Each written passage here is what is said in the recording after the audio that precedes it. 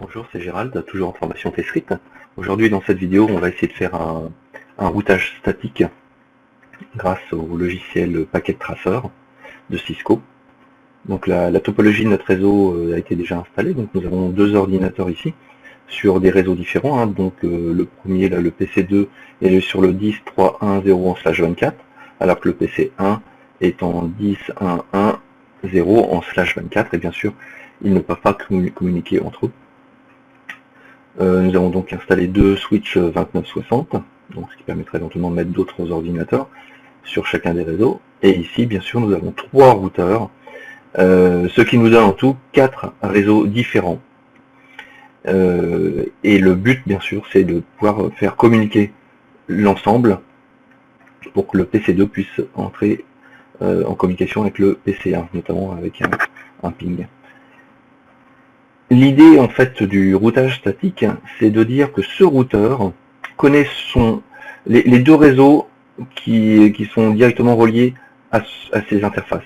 Donc cette interface-là du routeur est connectée au réseau 10.1.10.0/30 et cette interface-là est connectée au réseau 10.3.1.0/24. Voilà, donc il connaît ces deux réseaux-là, mais il est incapable d'aller sur ce réseau ici, ni d'aller sur ce réseau-là. Donc ce qu'il va falloir faire, c'est une route.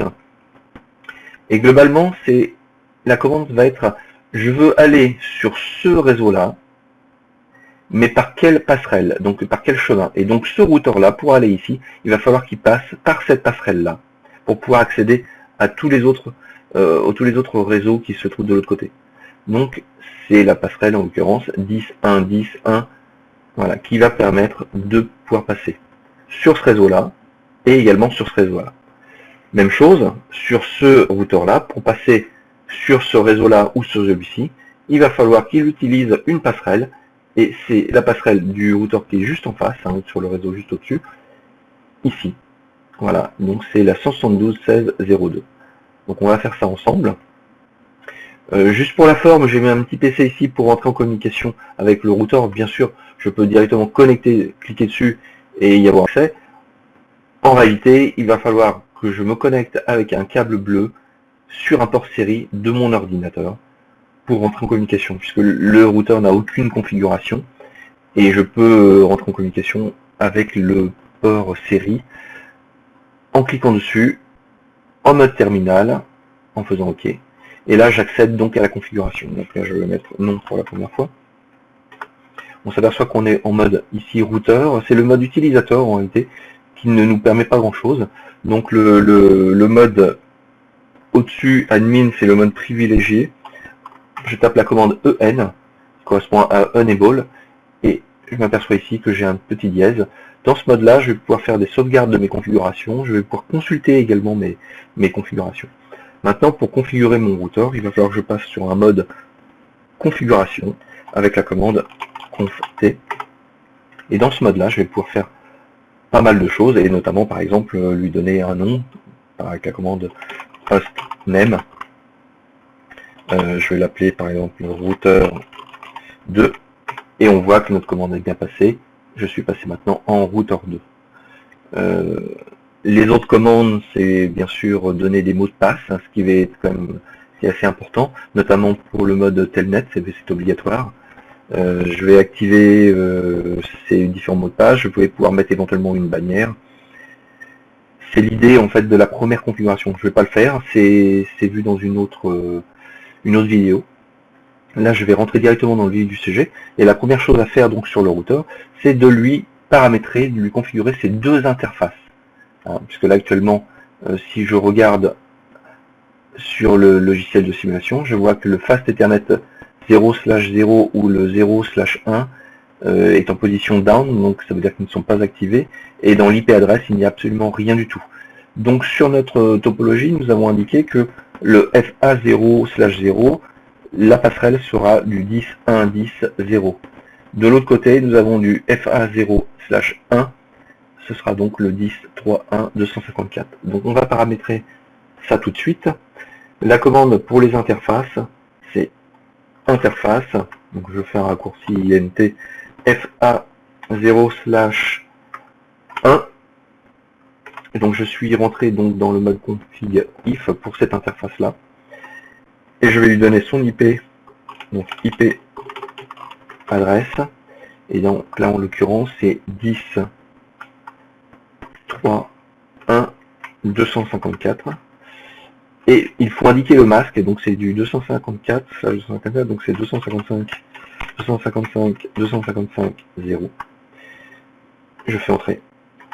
Voilà, donc l'IP est configuré. Je pourrais mettre éventuellement par la commande description un commentaire. Bon là je vais pas le faire. Maintenant il faut activer cette interface avec la commande noshot. Alors, noshot avec un U, ce serait mieux. Voilà, donc notre interface est activée. Je vais passer donc à la deuxième. Donc int fa 0/0, pardon. IP adresse, donc de l'autre côté c'est du 10.1.10.2. Par contre là, il faut faire attention, c'est du /30, donc c'est 255, 255, 255, 252. Voilà. On active notre interface avec la commande noshot.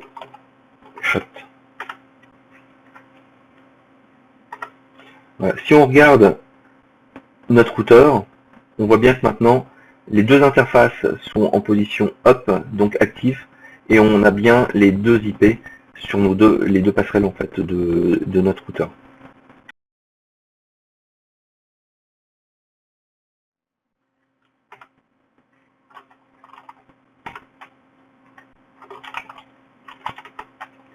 Alors donc celui-ci, on va passer adresse A0, 1, adresse IP, c'est le 10, 1, 10, 1, et si on c'est du /30.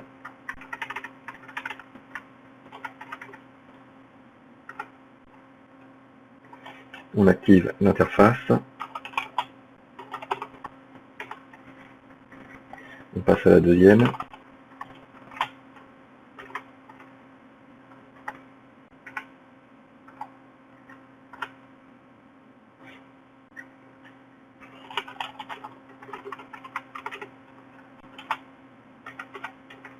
Donc c'est 172.16.02.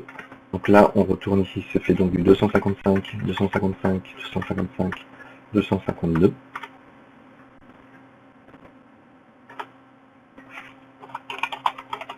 On active l'interface. Voilà, donc je vérifie que c'est bien activé. Voilà, et qu'on ne s'est pas trompé. Donc ça c'est bon. On va faire le dernier ici.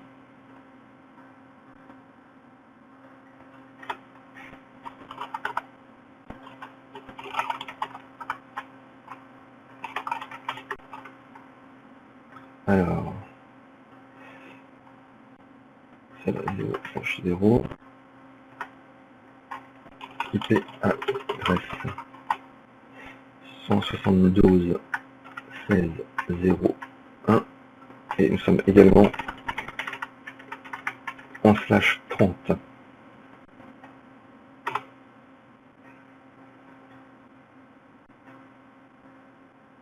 On active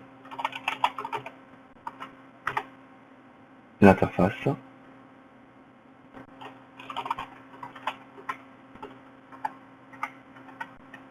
Et on fait la dernière interface, donc IP adresse, c'est donc du 10.1.1.254. Par contre cette fois-ci on est en standard avec un /24. Voilà. Donc là toutes les interfaces des routeurs sont activées. Donc là déjà on voit qu'on est passé au vert.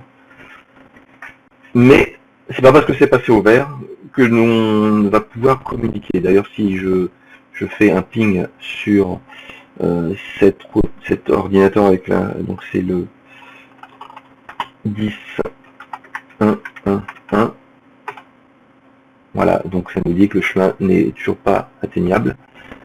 Et c'est normal parce qu'on n'a pas fait notre routage statique.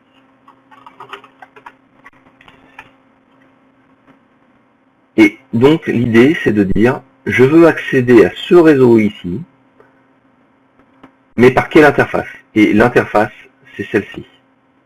Donc la commande c'est IP route. Je veux accéder au réseau 10, 1, 1, 0. Il faut lui indiquer donc le masque, c'est un /24, donc c'est 255, 255, 255. Et par quelle interface je passe? Et bien pour arriver par là-bas, il faut que je passe automatiquement par cette interface-là.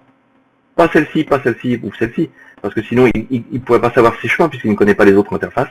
Il connaît en fait les deux qui sont sur le routeur, mais il ne connaît pas celle qui est au-dessus. Donc c'est cette interface-là. C'est la 10, 1, 10, 1. Là, il n'y a pas besoin d'indiquer de masque sur réseau, juste l'interface, ça suffit. Et je fais entrer. Donc on a fait une première IP route pour atteindre ce réseau-là. On va faire la deuxième IP route pour atteindre ce réseau-là, parce que bien sûr, il va falloir lui indiquer tous les réseaux pour que la route fonctionne. Donc je fais la deuxième route. Donc là, on veut joindre le réseau 172.16.0.0. C'est du /30. Donc 252. Et on passe toujours par la même passerelle, qui est donc le 10, 1, 10, 1. Voilà. Donc là, la configuration est effectuée. Pour sauvegarder tout ça, je sors donc avec la commande exit.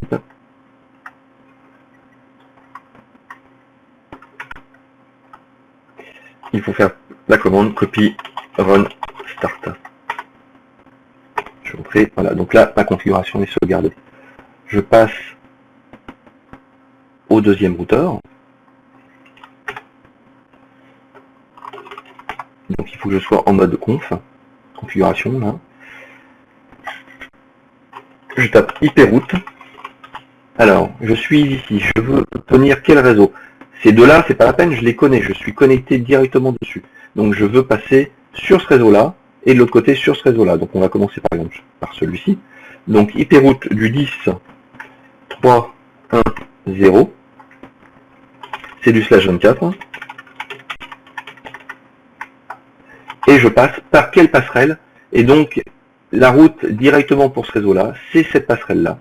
C'est donc le 10, 1, 10, 2. Je fais entrer. Maintenant, je vais passer à la route qui me permettra d'accéder à ce réseau-là. Donc, IP route 10, 1, 1, 0. C'est du /24. Et je passe par quelle passerelle? Je ne vais pas indiquer celle-ci, parce que là, ça ne me donne absolument rien. Il faut pouvoir arriver sur ce réseau-là, il faut bien passer par ce chemin-là. Et donc, la première porte accessible pour ce routeur-là, c'est cette passerelle-là. C'est donc le 172.16.0.1. 172.16.0.1. Je fais entrer.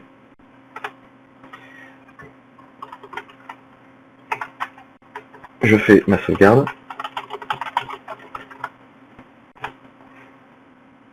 Et on attaque le dernier routeur.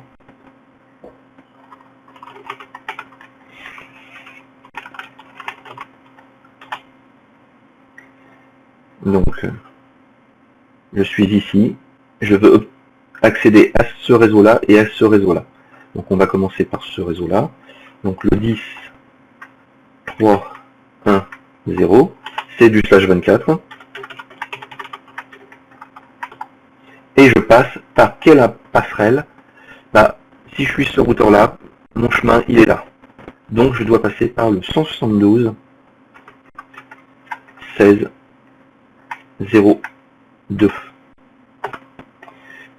Ensuite, pour accéder à ce réseau-là, IP route, donc le réseau c'est le 10, 1, 10, 0, c'est en /30, donc c'est du 252, et la passerelle, eh ben, c'est la même, hein. C'est 172.16.0.2. Voilà. Je sauvegarde ma configuration.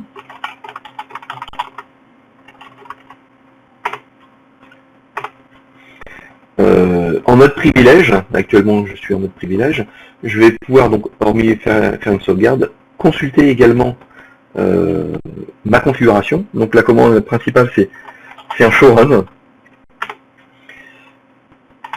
On distingue ici que mes interfaces sont bien paramétrées et on voit aussi nos deux IP routes actifs ici.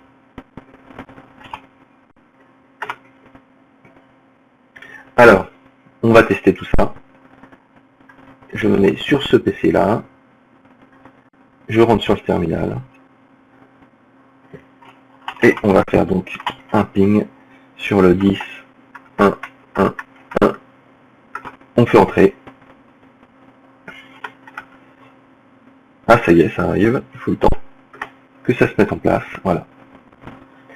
Donc la route est active de ce côté-là. Il faut le temps que ça remonte sur le réseau. On va faire la même chose de l'autre côté.